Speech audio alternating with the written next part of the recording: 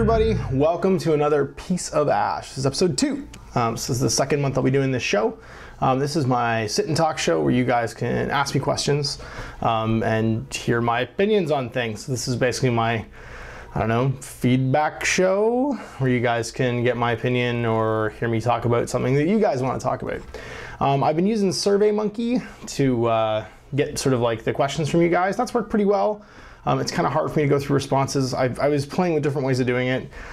You can't up-thumb SurveyMonkey, but it's way easier to look at the results. You can up-thumb Facebook. So I'm going to try and go through both. I'm going to start with SurveyMonkey and move on to the Facebook, or not the Facebook, the stuff that's on YouTube afterwards, and try and get through everybody, or as much as I can in an hour. Because if this show goes too long, you're just listening to me ramble, and that's dangerous and terrible, and nobody wants to hear that. So let's get started. First question from Crownblade.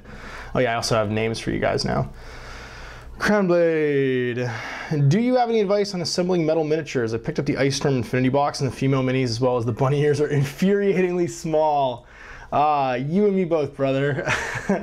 Infinity miniatures are beautiful. They're fantastic, but they come from a school of like collectability and display, not necessarily like gaming efficacy. So they're a bit fiddly to put together. They're beautiful when they're done, but yes, the bunny ears are infuriatingly small. In fact, I lost one while I was building it, and it was from, I think, it was either a Magister Knight or a box set or something like that, and I was talking to Owen about it, and Owen was just like, oh, I just didn't put that stuff on. Like, he just left it off all his miniatures. So he built the Ice Storm box plus a bunch of like Order Sergeants and Knightly Order stuff for Infinity. This is Owen from Game with the Cooler. And he's just like, yeah, I didn't use it. You want that stuff? Here's a bag of it. So I was like, oh, sweet. So I have a bag of like random bunny ears now for Pano and for Nomads, just in case I lose some more of them. But you and I are in the same boat. Now, one thing I will say about Infinity miniatures is if you can, if it's big and it's heavy, pin it. My Yodam and my Squallow and my Cutter are all pinned just to keep them in place, because the last thing you want is this huge heavy machine gun arm breaking off at some point. The little square peg that they give you to align it getting filled with glue, and then the thing just never stays together again. Take a little bit extra time, get a pin vise, get some paper clip or brass rod, and just pin the sucker together. It'll last longer, and trust me, you'll be way less infuriated with it eventually breaking. It's funny because it's a game with such fiddly miniatures, but then there's all kinds of like banging into scenery because everything's trying to be in cover all the time. So I just recently also put my guys on 52mm bases or 55mm bases, my tags, because they were on 40mm bases. I was telling my Yoda in particular, his feet were getting all banged up because he basically stood off the base by like a ½ centimeter on every side. So now he's on a 55 though, he can snuggle up to bases, his base will just, or he'll snuggle up to scenery, his base will touch it and he won't get banged up. So that's my other thing is if you're using tags, either find a pack. I think I paid $5 for a box or a blister of 5 large Infinity bases, and I'm rebasing all my tags now. I have the base ring adapters from Custom Meeple. They're just, I got annoyed with them. I'm just rebasing everything. So there's my advice on Infinity miniatures and metal miniatures in general. Pin them and take your time. Joe asks, lag while it loads. How do you get friends into miniatures? Do you have a lot of past experience getting non-gaming friends into the hobby? I talk about this in a machine shop. If you want to hear me go on and on about this at length, check out one of my machine shop episodes. It's an early one. I can't remember which one it is. I can't remember the title of the show, but it's got to be prior to 10, and it's not in the teens yet. And it's where I talk about the challenges of hobbying. And one of the biggest challenges, I'll just summarize what I say in the show, but there's lots more in there, is that sometimes you gotta do it yourself. And the best way to get gaming opponents, like it's the Dead Miniature Game was one. That's the one it is, Dead Miniature Games. The most success I've had with miniature games that nobody plays, or people who don't play miniature games, like if I'm the only person that plays a war game, or if it's like a really niche war game that nobody plays, is I paint 2 armies, and I just be prepared to show people how to play. And that's a good thing. There's certain miniature games that you can use to get people into miniature gaming. Blood Bowl was a great gateway miniature game in the 90s. Because it's actually a board game played with miniatures. If you have them, games like Descent, paint up all the miniatures and play a game. What you're really trying to do is you're trying to showcase to the people that you're playing with the fun of playing with fully painted miniatures, some type of like strategic, tactical, immersive game. You're showcasing that. So if and when you do decide to do it, make sure everything's painted, because it doesn't look like anything if it's just pieces being pushed around a board, unless it's a board game. Maybe you can get away with it then. But even so, you'll have way more chance of getting people hooked if it's nice and it's painted and it's all finished. And yeah, think about some games that you might be able to use as gateway games, gateway drugs, to get folks into, you know, more involved. You have to build the table yourself, you know, tactical war games, things like Blood Bowl, games like, what else? What am I thinking of? Blood Bowl, Descent, Hero Quest, Space Hulk's a great one. Space Hulk's like the classic 40k immersive game. It gives you a taste of 40k without you having to do everything for 40k. Stuff like that. And if you do want to dive into like a full game, you always have to be prepared to paint 2 armies. Like build, paint 2 armies, and show people how to play. That's if you're playing a niche game or if you're just trying to get people into wargaming in general, have it be simple and be ready to demo the game to people. You got to do that work yourself. Nobody's going to do it for you. So there's my answer to that one. Oh, Will in Bristol, whoop whoop, asks, hey Ash, I'm a big fan of your work you do and the way you go about it. Question, I'm starting a privateer mercenary army. Any tips? I think a group of pirates would be great, but I worry they will be a bit lame. I have a huge collection of privateers that I bought the day they came out. So like the day the first pirate book came out in Mark 1. I bought the Iron Book, I bought all the miniatures that were available at the time. So I have like a big thing of deck crew. I have all the solos, Hawk, Doc, Hawk, Doc, Rock Bottom, who else? The Boatswain Grogspar, like basically all of the privateer mercenary like characters I have. I have Shay, I have Bart, I have what's her face, the crappy one. It might be getting better, the Thamurite one. I think the big thing that you have going for you in that army is you have cheap jam zone troops. So if you're playing scenario, if you're playing with Steamroller, your press gangers are awesome. They have tough, they can AD, they can jam up a zone. They can just be super annoying to get rid of. You have potentially boostable deck crew. Your deck crew are okay. If you include things like Hawk and Grogspar, they become way better in Killingsworth. So you can get tough on them. You can get, you know, 4+ tough. You can get inspired, like just showing off against Hawk and stuff like that. So it's an army that really works with its solos. So you want to include kind of everything. The Commodore I'm not a huge fan of. The deck guns I'm not a huge fan of. The Mariner's okay, but because it has to be supported by your infantry, be prepared to like be boxed in because you can't fire your cannon without having deck crew or somebody around it to fire the gun. Buccaneers can be really cheeky if you take a little group of 3 Buccaneers just to like throw things down and hit them with their knockdown nets.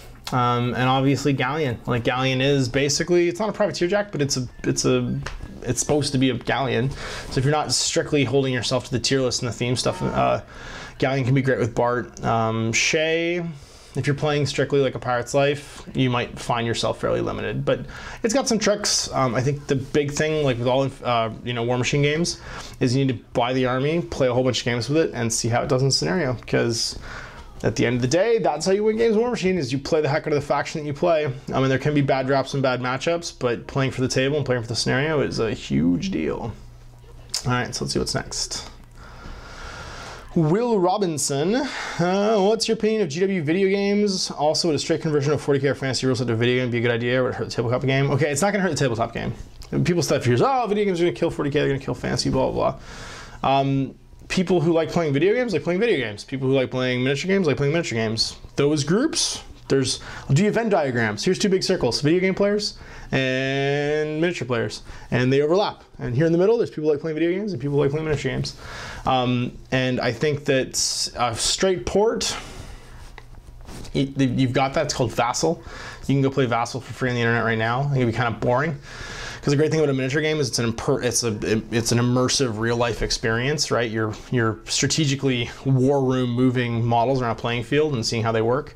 A video game is something different. It's a simulation. I think it would be very dry if it used all the worlds from Warhammer and Warhammer 40k. You're going to see a Total War game for Warhammer come out though.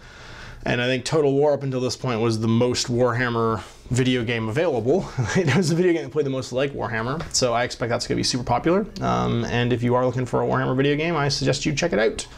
I have enjoyed video games based on the IP of Warhammer 40k. I've also not enjoyed video games. I love the Blood Bowl game, but it was basically a straight port of Blood Bowl. And after a while playing the video game Blood Bowl, I just realized it made me want to go play Blood Bowl with my buddies, because that's a way more fun, engaging, you know, like throwing stuff at each other and drinking beer experience. I've also played Hero Quest on the iPad, which is probably the best like iPad GW game I think made. My only bugbear with it is it's got tons of in-app purchases. I would like to just like buy one expansion. I don't want to have to buy like 10 99-cent expansions when you could just bundle all that together, and I could be like, click, add the next expansion, click, add the next expansion. It almost feels like what Hero Quest was actually like, where like to add all the new characters to Hero Quest, you had to buy 10 individual little hero boxes, as opposed to just doing like what they did with Blood Bowl. There was like Death Zone, which added all the new star players, all the new blah, basically all the new teams in one shot. But that's a great game. Plays, it's super fun. And Dawn of War has a place near and dear to my heart. I did the miniatures for the Dawn of War video game release when we did a battle report in my Dwarf 300. So that was, I'm kind of like, has some nostalgia to that.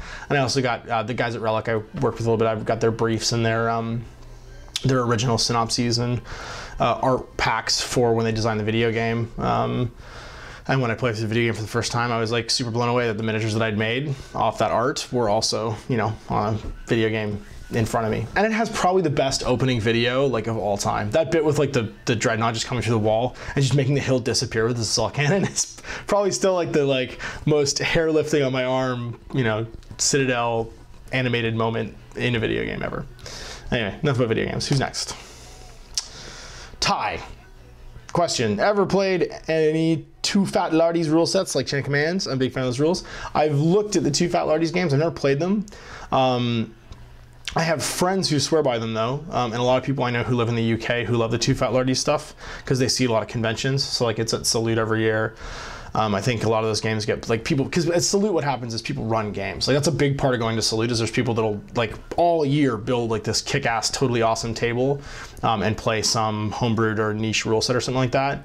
And Too Fat Lardies is a rule set. The Chain of Command is a rule set that gets used or ported over or like converted to be whatever you need it to be at the time. It's like a lot of those great open-ended rule sets where you can kind of just insert miniature range here, insert IP or idea here, and then use these rules. So I've never played it myself. I don't have a lot of experience with it. I own copies of the rules, but for my friends who played it at cons and who use it as the basis for what they do, I've heard great things about it. So if you like it, then awesome. And if you guys out there are looking for a nice open-ended rule set, yeah, it's highly recommended by lots of guys I know who are like, that's their thing. They only play with like whatever miniatures they want and open-ended rule sets. Big Daddy asks, please share your best tips for speeding up assembly line painting, rank and file troops. Airbrushing has done wonders for me, but I could use some more magic tricks. See, once you get stuff like that down, I think the number one thing for me that I do every time I paint a new army, there's a difference between army painting and figure painting. Figure painting, you're taking a figure and you're painting it as nicely as you can, and you're moving on to the next figure.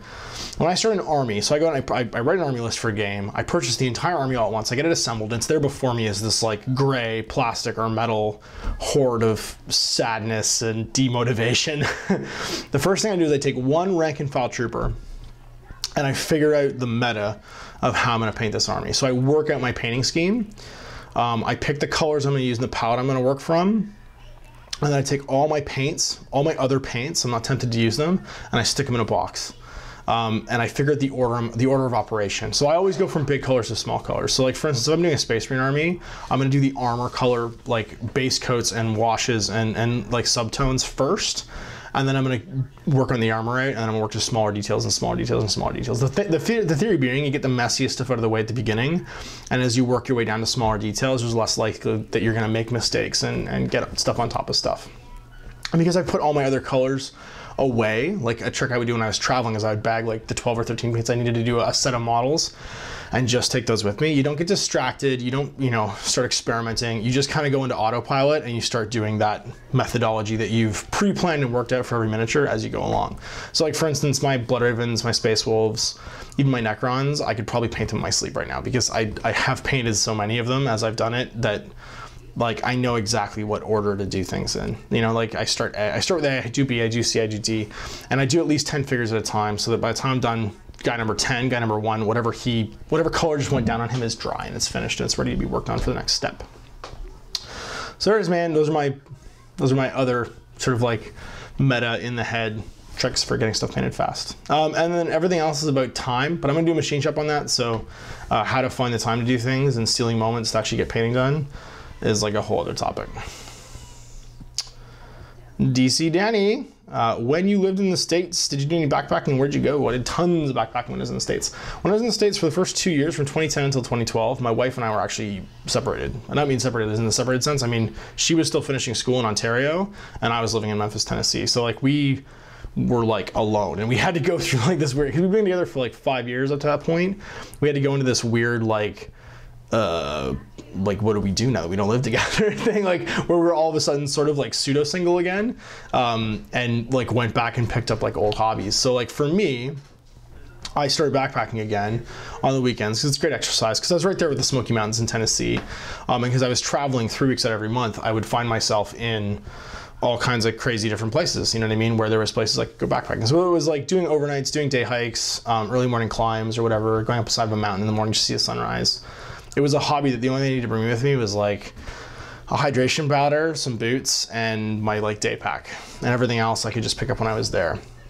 So, you know, my other hobbies, things like longboarding, snowboarding, stuff like that. You got a whole lot of equipment that you need to take with you, whereas backpacking, if you're traveling, it's like the lightest hobby to have, because you can just wear your boots on the plane, you know, and take some extra shoes with you, and everything else you're taking a backpack with you like wherever you go anyway. And like my platypus hydration bladder rolls up into the size of like a, you know, tube of toothpaste, so I can just take that with me whenever I go. And so yeah, so I did tons of like day tripping and stuff. I did a few like overnight backpacks and like 2 or 3 day long backpacks in the Ozarks in Arkansas, in the Smokies. Beautiful like waterfalls in eastern Tennessee. I went to a place called Sparta. I went to a place called Virgin Falls. Did a couple overnights there. And then when I was out west, I backpacked Rainier. I backpacked, didn't get to go to Yosemite. I had friends that were gonna go to Yosemite, but I had some family stuff that came up last minute. I had to cancel. So they went and did Eagle's Nest or Eagle's Rest. Did Angel's Rest in Portland. Red Rock Canyon in Nevada and Las Vegas. Like basically wherever I was, I would just Google like what the big scenic, you know, hiking area was, and then just get up at like 3 o'clock in the morning and go backpacking until the sun came up, and then go to work in the afternoon, which was, you know, a benefit of traveling as much as I did. So for those first 2 years I did that, and I did that even when my wife came down and joined me while I was traveling still, because like you could either just sit in your hotel room and watch TV, or you can go out and make the best of the fact that you're someplace that, you know, most people don't get to go. Badoo, Tsar Shay. I hope I said that right. But like Tsar is in like the Tsar of Russia, and Shay is in like Chez Geek, the French word for the home of, I think. Can you do a painting tutorial on some Infinity miniatures? Preferably not Ariadna, haha. Well, I'm sorry you don't like my Ariadna. I could. I don't really do painting tutorials, dude, because here's the thing. I'm a firm believer that if you know how to paint, you know how to paint. And painting Infinity miniatures is no different from painting GW miniatures, from painting War Machine miniatures, from painting whatever. If you paint red, you paint red. Infinity miniatures might be a little more fiddly and have a lot of fine detail on them, but that doesn't change how I would do a painting tutorial. And if you are a Vault member or you go on the Mini Wargaming site, go check out Chris's tutorials, because whatever you want to learn how to paint, whether it's white, yellow, red, green, whatever, you can just transfer that and apply that to an Infinity miniature. And that's his whole bailiwick. So yeah, I'm not a very good teacher unless it's in person. I don't think I'll be doing tutorials for anything. That's my bit, is if you know how to paint, you know how to paint. Cynical, but that's it. Eddie Sproul, hey Eddie. Have you looked into the Batman miniature game or considered playing it? I'm not a big superhero fan. Sorry, I'm not into capes. The only superhero comic books I've ever really liked are the ones that are like the anti-superhero comic books.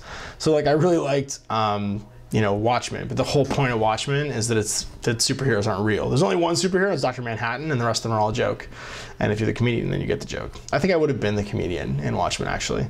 And then, you know, like things like Dread, 2000 AD comics, dystopian, like dark comics. The Boys by Garth Ennis, one of my favorite comics. Just because it's like, again, it's an anti-superhero comic. So no, I haven't really looked into the Batman miniature games. The model's really nice. Those Knight miniatures though, man, are so expensive. They just put me off by price. Like the Star Wars ones are amazing. The original like episode 4 Star Wars miniatures, but they're just crazy spendy, and like, I don't know. I like original IPs more than I think I'm into a superhero comic, because really, if you're playing a Batman miniature game, what would you be playing? You're playing Batman. Or you're playing the Joker gang, and what happens? You get beat up if you're the Joker gang, or you're like, you know, the Riddler gang or whatever. So I know about Batman, I know about that stuff, but like, it's just not my bag. Panagiotis asks, what is your opinion of using recasted stuff to try out something before you buy? Well, if you're using recast stuff, then you have the stuff. Why would you buy it again afterwards? I think you're asking me, is it morally okay to use recasted stuff and you're leveraging the excuse of I'll buy it for real afterwards? Well, why would you buy it for real afterwards? You already have it. Or you could just buy more recasted stuff. I don't get it. I know sculptors and I know people who run really small miniature companies, and I know that their stuff probably isn't getting recast, but their rules are still getting stolen and put up for free online, you know, distributed, stuff like that. It's just, it's a luxury hobby, man. Like, it isn't anyone's right to play miniature games. And if you want something, you can just as easily try it out by putting a base down and just writing on a piece of paper with a Sharpie what that thing is. If you have a bunch of bases, like, the cheapest way for you to try out something before you buy it, if you're not playing in a tournament setting, is you go and buy some bases, you go and buy some like sticky notes, and you write what all those things are on the bases and play. And you could really just play like that forever if you want.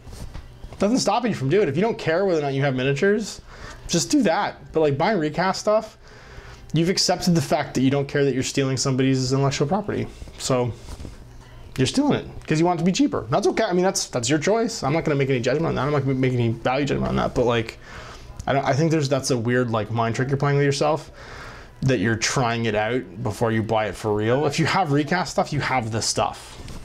You've already got it. Like, why would you buy it again? Gullenbursty? It's an interesting name. Why is Corvus Belli just so much better than Games Workshop at everything? I kid. Do you have a favorite Infinity faction and why? Okay, the first part is just, I don't think you can really quantify that statement. But do I have a favorite Infinity faction and why? I do really like my Ariadne right now. It's funny, they were the first miniatures I bought for Infinity.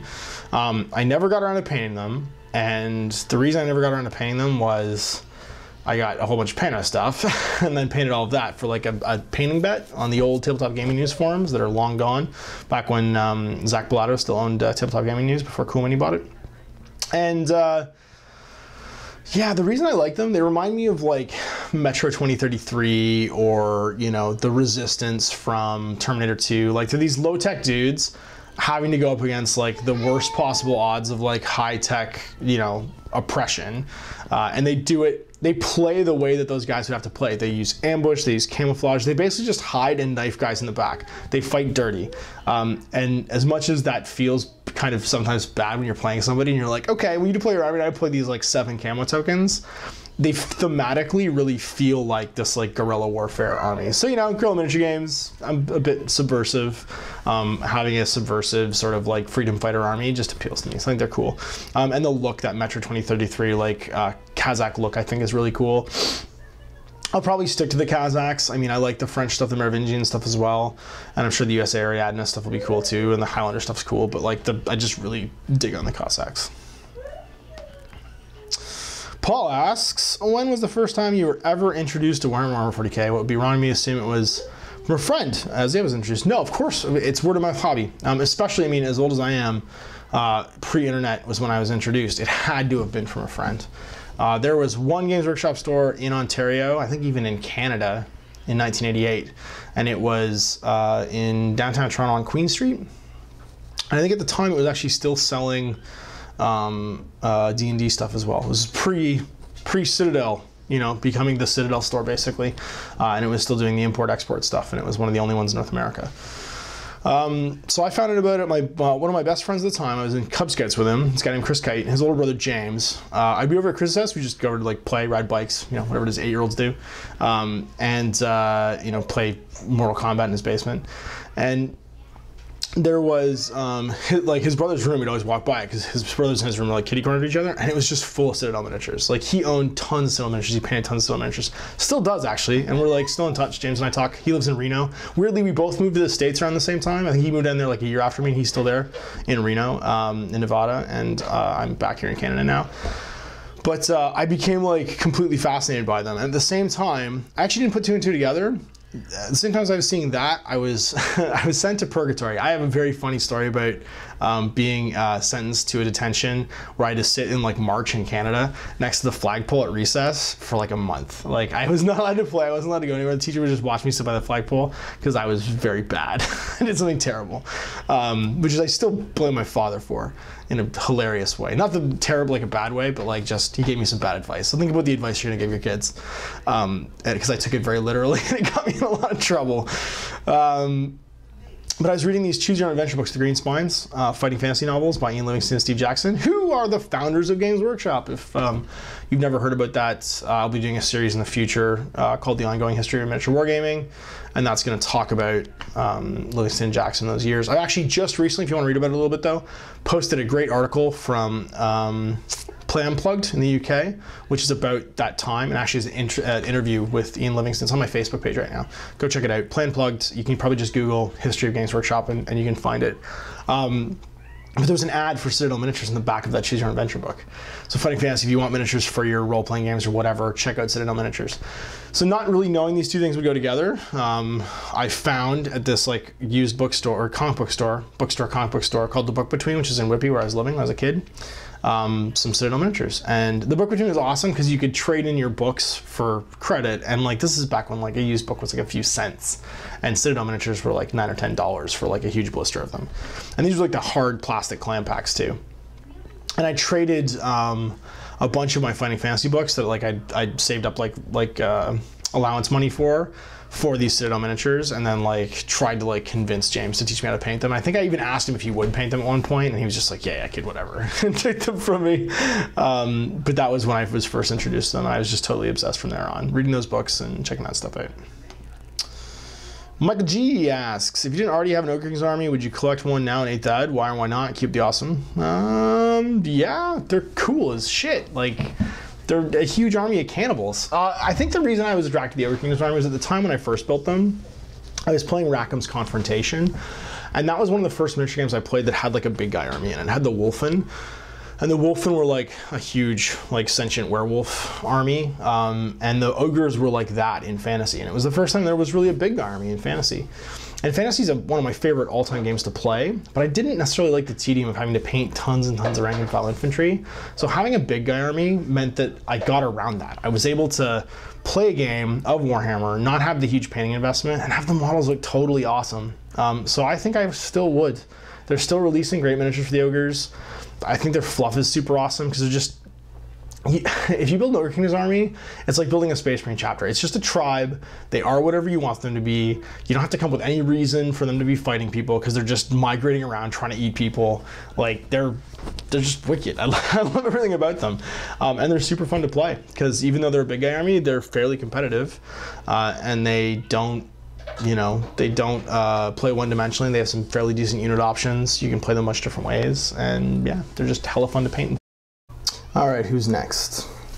Brent Sell, favorite 40k faction, favorite Space Marine chapter, also why? Probably go together. I would say that definitely my favorite 40k army, period, would be Space Marines. Because who doesn't want to be the 8-foot tall dude that can spit acid, punch through a concrete wall, and wears a giant robot suit of armor? Like, I don't know anyone in their right mind that would not want to be that faction of guys. It's the most compelling, iconic part of 40k. Definitely my favorite 40k faction. I own more Space Marine armies than I own any other kind of army, period, ever in history.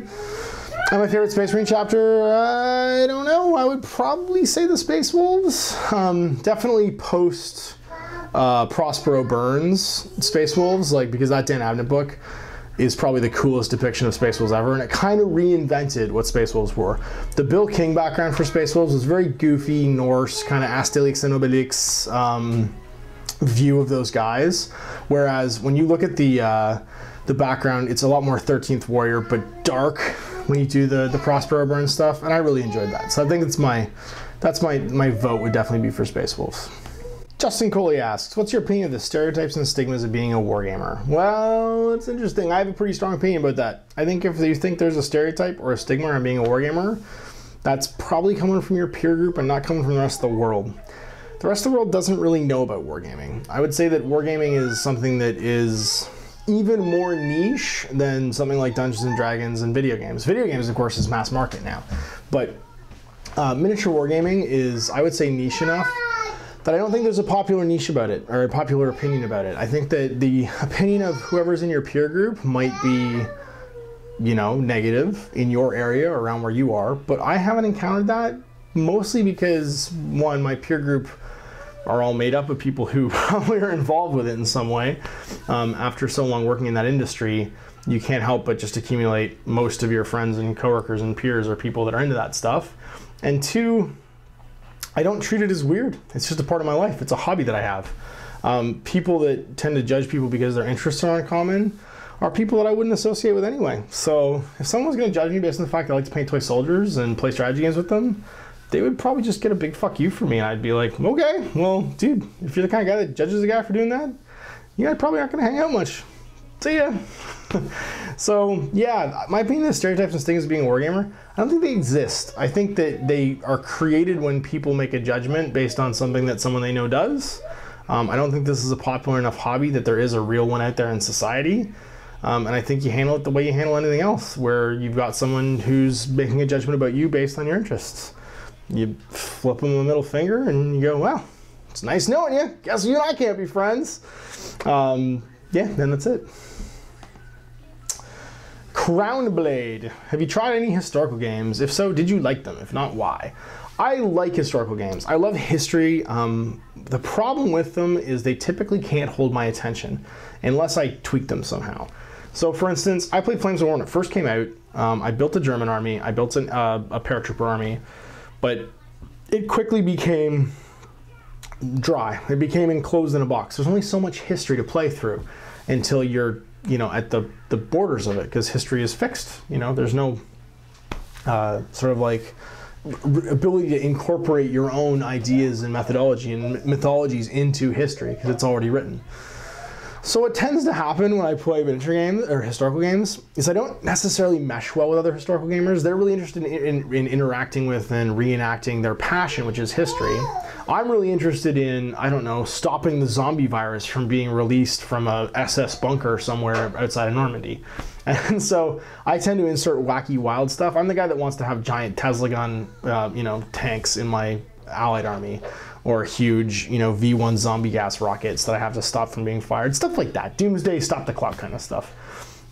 And I think that's okay, but I think there's certainly a, how can I put it, a disconnect between me and maybe some historical gamers. That means they don't tend to capture my interest for very long. Now, pseudo-historical games, things like Dust, I really like the models for, didn't like the game very much, but use them for things like Secrets of the Third Reich, AE World War II, those like pulp historical games, they're tons of fun. Indiana Jones, like high adventure stuff, love that stuff. But like the 15 mil and 28 mil is like stock historical games, I'll play them for a while when I have friends who are super excited about them, but if we don't start inserting zombies and vampires and werewolves at some point, or like super science robots and stuff, I tend to like, I get distracted. You know, I'm like Doug from Up, I just go squirrel, and then I run off to some other miniature game, and it doesn't capture my interest for very long.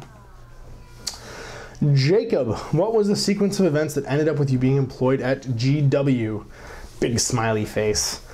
Sorry, GW? No, Mini Wargaming. Mini Wargaming. I think I covered this one already. I moved back to St. Catharines after my work permit was up with Workshop, because when I'm not employed with the company anymore, my L1 working status in the US was attached to that, so I had to immediately leave. Like, we had to sell the house and leave and go. And we got ourselves back to St. Catharines, which is where my wife's from. And completely by coincidence, I was sitting here looking in the job ads, and I Googled Infinity on Facebook, players, and St. Catharines, and came upon the Mini Wargaming website where Matt had just posted an ad saying, looking for Infinity players, come and play Infinity. I emailed him, we played Infinity, and now I work there. Done. That's it. So, laid off, came to St. Catharines, wife's from here, Google on Facebook, went and played a game, have a job. That's it. It's that simple. Scarsick. Do you think Games Workshop will be coming out with resin or plastic squig models and hoppers sometime in the near future? Well, I hope so. Their squigs are fucking cool. And the old Gary Morley squigs are not Gary Morley. Are they Gary Morley? Might be Trish and Allie Morrison. If they're monsters, they're probably Trish and Allie Morrison. They're cool as shit, those models. So I hope so. If not, I mean, you got putty. They're not hard to make. They're balls with feet and teeth. Yeah, I do hope so, because they are badass. Benoit, oh, Benoit, you store for me. He runs the Montreal Eaton Center store at Games Workshop. What is your all-time favorite Mordheim model? This can be from the range, one of my conversions, or just some poor schmuck who did unbelievable in a game. Okay, I'm gonna give you an answer for all three, Benoit, because you know I love you and you're my favorite. What is your all-time favorite Mordheim model? Okay, all-time favorite Mordheim model, period, the Freelance Knight. The Freelance Knight model, because he's Don Quixote. Like, he's just amazing. The mustache, mounted on foot, fantastic miniature, fantastic allegory to, you know, to a classic piece of fiction. And yeah, all-time favorite model, period. One of my conversions, I converted a badass pair of Witch Hunter Captain and Warrior Priest for my Mordheim gang. You've seen it, Ben. You saw it, I think. I must have brought it to a hobby skills camp at some point. Those are my two favorite ones that I converted, just because of the amount of pieces that went into them and how much fun they were. And some schmuck did unbelievable in a game. I had a Youngblood from my Middenheim gang in like 1999. Spent 4 consecutive games down a well because I kept finding a well and I'd roll for my exploration chart. And then my captain would throw the Youngblood down there and he would get sick and not bring anything up. And so my captain was just like, you stay there until you find something. And he spent 3 games at the bottom of a well. So those are my favorite 3 Mordheim memories from that. Did not want to give me your name. If you were to start a new Warhammer Fantasy army, who would this be and why? I'm having a lot of fun with High Elves right now. Oh my god, I borrowed a bunch of Steve's High Elves and basically like bodged them into an army and played a game. Super fun to play. I need to find 2 copies of Island of Blood because I need 20 Slothern Seaguard. I need 2 of those units of Valyrian Reavers in plastic. I need 1 of those Lords on a Griffin. I think that's all I need from that box. And then I need a Lore Master model. I need 30 White Lions, and I need, what else did I have in our army? Just 10 Bowmen. And it was like the most fun army to play with ever. Super maneuverable, shot, did okay in magic. Love the Lore Master, man. All 8 signature spells. Such a great toolbox. That's it. That's what I'm starting. I want to do that High Elf army, and I would just do that. I would just do that like 2,000 or 2,500 points and be done. I wouldn't want to collect a whole bunch of them, but that army that I made was like super fun to play, and I would totally build it in a heartbeat. Mashik. I think I'm pronouncing that right. Mashik. Is it even possible to create a close combat army in 40k, especially with Eldar? Well, it's certainly possible. Like, ask an Orc army if you can't play close combat. Man, the biggest thing holding Orcs back is that in tournaments you gotta play timed. Like, you can make Orc lists that are just bananas. Like, they have so many miniatures in them, and then they give enough rounds of shooting or shots in your army to actually stop them until these like 30 wound power claws get to you and just start crushing the spines of everything in your army. Especially with Eldar, I mean, most Eldar stuff is designed to hit and run, so you're not really talking about a very punchy army to start with. But they got tons of punchy stuff. Wraith Knights are super punchy. I mean, they're better at shooting, but if you get up close with them and you start punching stuff, you're not going to do badly. You can have decent, you know, like infiltrating light shock, like your striking scorpions and stuff like that. But I mean, Harlequins. If you count them as Eldar, Soldier is pretty good in close combat. Just check out that codex, just came out. It's kind of bananas. So yes, I think you can definitely make close combat armies. I have a Space Wolf army that excels in close combat. I think it can be done. Steve Boxel, Ash, I'm an airbrush noob. Can you drop some airbrush knowledge on us? Using it in Iwata Neo and modeler paints. How much should I be thinning them and what PSI I should be aiming at? I usually use about 30 to 35 PSI in my airbrush. I have an Iwata as well. Actually, it's a great little pump. It's nice and quiet. And I use it in the office all the time with no problem.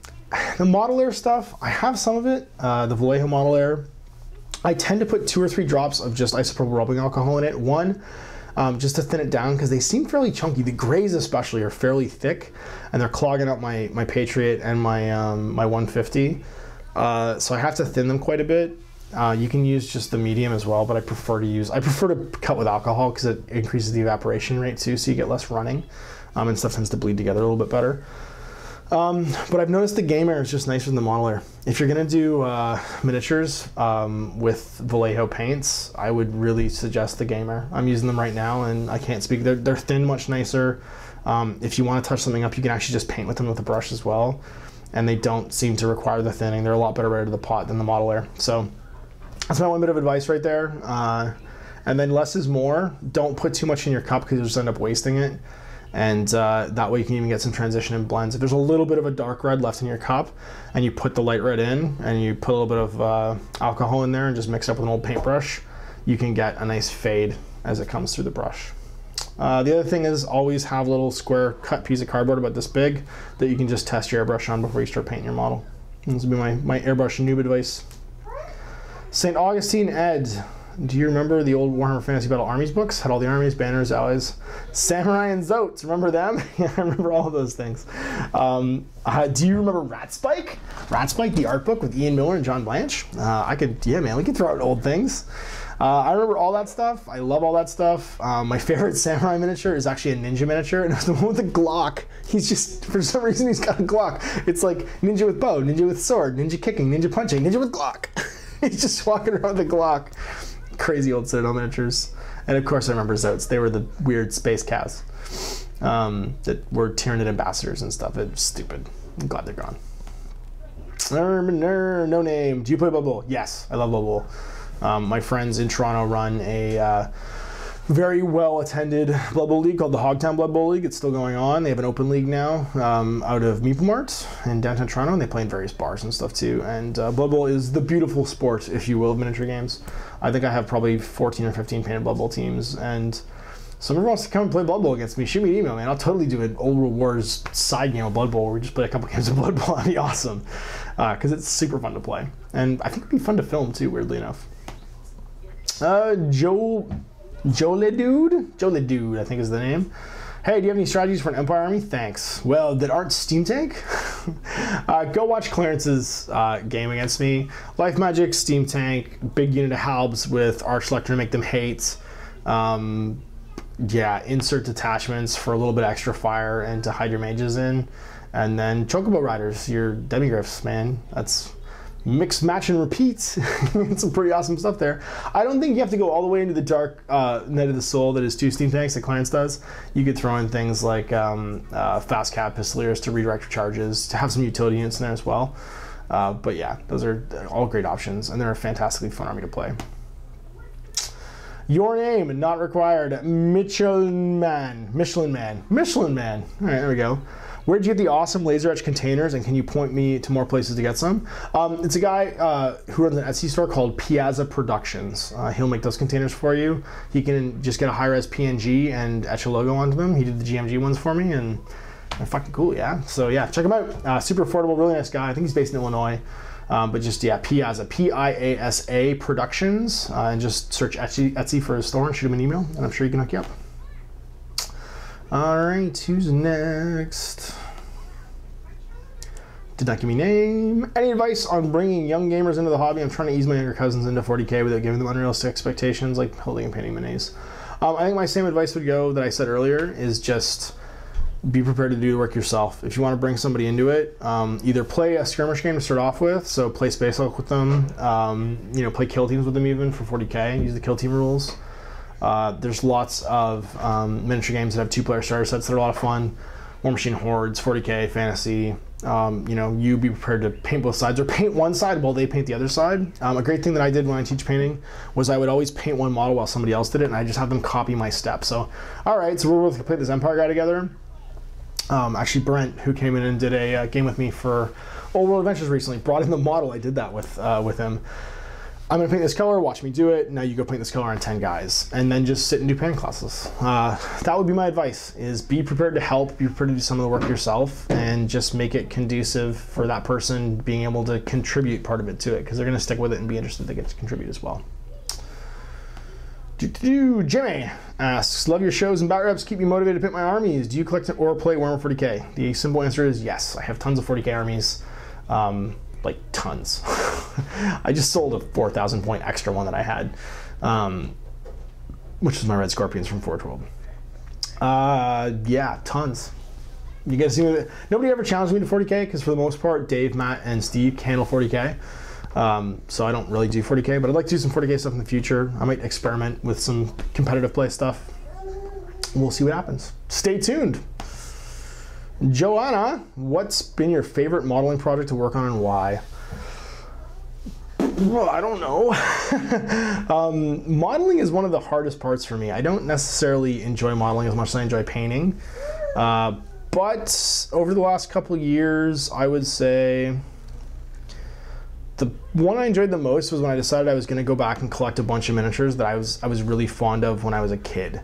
So about 4 years ago, whenever Finecast came out, it's probably 4 years ago now. I think it's probably 2012. As Finecast was coming out, I realized that they were going to be getting rid of all specialist games because they weren't going to be converted to Finecast. The metal stuff was being run down.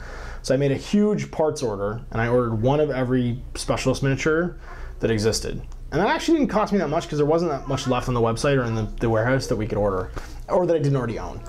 But then, realizing I didn't have some stuff, I went on this like insane quest to try and collect all the ones I didn't own that were out of production, which meant like all of the original Orlocks, all of the original Goliaths for Necromunda, and I paid a fortune. Like I paid like an unspeakable amount of money for that stuff, cruising eBay for them and trading forums and stuff like that. But then I took my time, I stripped all the stuff I got it all back to like factory basics. I decided I was gonna give it the paint job I couldn't give it when I was like 16, right? Like the treatment that there was no way I could do. So I bought some like really nice resin bases for them, I mounted them all up, and I painted them, I figure painted them like one at a time, and that's probably my favorite modeling. You can go on my blog right now, I finished the Orlocks, I didn't get onto the Goliaths, I wanna do the Goliaths next, when I have time, because I've got so much going on right now. Like modeling wise, I need to get finished for filming. But the Orlocks are probably the most fun I had modeling and painting something, because I literally did every model one at a time. I did all the hired guns too. I did a bunch of the bounty hunters, and yeah, it was a great project because I just took my time, painted every miniature one at a time. Go on my blog, guerrillaminiaturegames.com/wordpress.com, and you can see, just go to the Necromunda section, you can see all that stuff. I have literally one of every original Orlock miniature painted now. I should get on to doing all the plastic variants too from the box set, but that's not done, but all the Perry miniatures finished. Evok, what is your favorite miniature range amongst all the games you play, and in general, do you prefer plastic or metal miniatures? I don't have a preference for plastic to metal. It all depends on the quality of the figure. I actually right now really prefer the metal Malifaux miniatures, so the plastic ones. I'm not a big fan of the CAD sculpting that's going on in my Malifaux range right now. The newer stuff's nicer, but the stuff that, for the faction I play, it's just leaving me kind of cold. But then vice versa, you know, like I don't ever want to have to not build plastic Space Marines again. Like the plastic Space Marines are amazing. And yeah, like it all depends on the range and the sculpting and the finish and stuff like that. And the favorite miniature range amongst the games I play, that's hard, man. They're all so much fun for different reasons. I don't know. I can't really pick a favorite. It's like asking who your favorite kid is. You're not supposed to have one. It's totally my daughter, by the way. Yeah, it's you. Yeah, she's laughing, smiling right now. I'm just kidding. But son, if you ever see this, it's not true. She's just, I don't know. She's cooler than you. You just lay there right now, so she's just cooler than you right now. Maybe it'll be cooler later. All right, so that is one more on Survey Monkey. I'm gonna go over to YouTube. Jonathan, what's the worst loss you've ever taken in a miniature game? You mean in a game. You mean playing a game. But I'm going to tell you a story about something else, because I don't mean in a game. I have a worst loss ever. So in 2001, around August, I was eBaying a miniature collection for a friend because he wasn't allowed to at the time. And I sold it, and it was a Dogs of War Army for Fantasy. And I put it in the post to a guy in New Jersey, just outside of New York City, around the beginning of September. I think maybe the first week of September, probably the 8th to the 9th. And then 9/11 happened. And my miniature shipments never arrived. Not surprised. It was in a black small Games Workshop figure case. It was probably just suspect destroyed, like just thrown away. At the time, people, you know, that stuff was just happening. But I was young. I was one of the first or second armies I'd ever eBayed. I didn't pay for insurance, and I'd already given the money to my friend I'd eBayed it for, and this guy didn't have an army. So I did the only thing I could think of, and I said, hey man, look, I have these other fantasy armies in my own personal collection. I will send you one of them. And that's how I lost my High Elf army. I sent this guy my High Elf army to replace this Dogs of War army that was destroyed. And it was like my favorite army at the time. I gave him a bunch of options, and it was just like, please don't pick the High Elves, please don't pick the High Elves, please don't pick the High Elves. They picked the High Elves because they were the nicest army I had too. And yeah, I sent that down there, this time insured, tracked, got there just fine, and yeah, never did that again. But yeah, I was at my high elf army, and I couldn't even bring myself to play high elves until like last week. But now that I've played them again, I totally want to make another high elf army. I want those parts. I gotta scrounge up Island of Bloods because I'm sure they'll be gone soon. If anybody's got Island of Blood miniatures they don't want, send them to me. Because that was my worst loss ever in a miniature war game. Was I had to give away an army because the mailman or somebody, probably US Customs, destroyed it. And Lovro. Hey Ash, will there be a possibility of buying your painted miniatures in the future? Your artwork's great. You could post auction videos of painted figures and let your viewers bid on your artwork. Well, I did sell one just recently. I sold Red Scorpions. It all depends. If I need some scratch in the future, I might sell an army.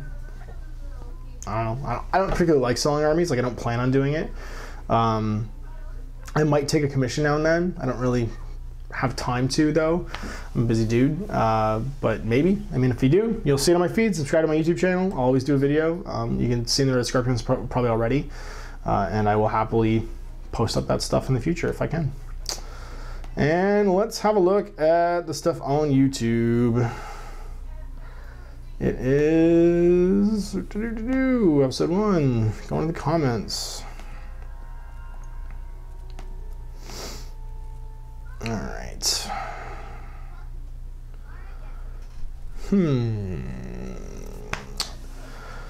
Zarfe Engel, I think you said maybe in a machine shop that you played Lord of the Rings, the Hobbit strategy battle game. How do you think it compares to the other systems in 40K? What armies did you play? I played dwarves right from the very beginning of Lord of the Rings. I loved the Lord of the Rings strategy battle game. It's simple. It works great for skirmish level stuff. It translated fantastically into Legends of the High Seas and Legends of the Old West, the 2 historical games for cowboys and pirates, which if you've never played them, your loss. Some of the coolest miniature games GW ever did. I played dwarves. I played what did I play? I played Uruk-hai. Those are my 2 main armies. Also, it gave birth to Battle of, was it Battle of 5 Armies? No, not Battle of 5 Armies. That was the miniature. That was the 10mm scale game. War of the Ring, which is I think one of my absolute all-time favorite Games Workshop games. It is a true medieval war game where everything is classed. It's basically everything behaves based on its class. Infantry, cavalry, and monsters all behave in a certain way. Leaders act like leaders, and it's just a great game. So yes, I played those games and loved them. What are your thoughts on the game Dark Age? I love the miniatures, but I can't find anyone who's actually played. I've played Dark Age in 2 of its editions. Actually, I was just in touch with the guy from Cool Mini who was talking to me about playing Dark Age on my site, and I'd love to play some Dark Age. I have like probably way more Dark Age miniatures than I need. I have, because I was picking them up when they went under for the first time at a bargain bin. So I have a huge Forsaken collection, a huge Scarred collection, a huge Dragiri collection, like huge, like a ton of them. And it's now free to play, so all the rules are downloadable off the website, and you only need like a handful of miniatures. You do not need very many miniatures at all. And once you have the miniatures, you know, you can, there's a very fluid forest creation system for making armies and stuff like that.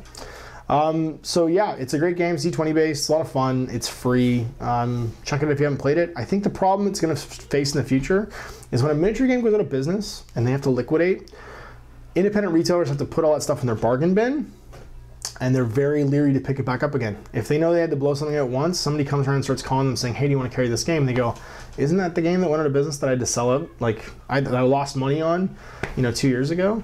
It's going to be a struggle to go back into stores. So I think they have an uphill battle there at Cool Mini to try and get that store on shelves, or that game on shelves, but it is a great game, so check it out. Artwork by Brom, one of the coolest artists of all time. Super cool background. It's basically, if you want a synopsis of the background for Dark Age, it's the synopsis of the background for Borderlands. Borderlands and Dark Age have almost the exact same background. Abandoned on like a corporate planet. People just go feral and go crazy. Check it out, it's really cool. Where else we got? Question, how often do you, Phoenix Ignite, how often have you felt gamer burnout, and what do you do instead of gaming? When I feel gamer burnout, I usually just do one of my other hobbies. I go longboarding, I'll go backpacking, I'll hang out with my kids. But like, it's hard to get burned out when you hang out with your kids, because you could spend forever hanging out with your kids. And yeah, every day is different with your kids. So when I feel burnt out on what I'm doing at work, I'll usually just hang out with my kids for a while and play with them, and then I'm super excited to go back to work. And Taros123 question: how do you feel about the collection side of the hobby and the people that focus on it? I have myself about 80% of my not so small collection still in boxes, and have no plans on painting most of it. I just like having it. Maybe I'm crazy, but I feel like my mediocre painting skills will ruin these lovely figs, and I just want to keep them safe. I think it's just like any other collecting hobby, man. If you like something for the sake of liking it, and that's your hobby, you should own it. I have every Mordheim miniature and every Necromunda miniature in boxes right now. I plan on getting around to painting it sometime, but I own them because I want to own those miniatures because they're great sculpts and they're a piece of my past that I want to have. So I think that's a completely legit hobby, and I'm with you there, brother. Own stuff for the sake of owning it. I think it's awesome. Daniel Denny, oh, you want to see my hiking blog? I'll post you that in Facebook. Michael Gaines, if you don't have a fantasy ogre army, would you start collecting 98 that? I already answered that. Okay. I think that's it. Oh, how do I feel about Necrons? Jorval Powell, how do I feel about Necrons? I think the Note Codex is too powerful. I haven't played them yet. All I know about the Necron Codex is that I'm a scrub because I don't own Tomb Blades. So I can't use the decreeing formation. I have everything else that I need for, actually I have everything else from the last release even. I even have a Tomb Stalker, I just haven't painted it yet. And I have a Triarch Stalker I haven't painted yet.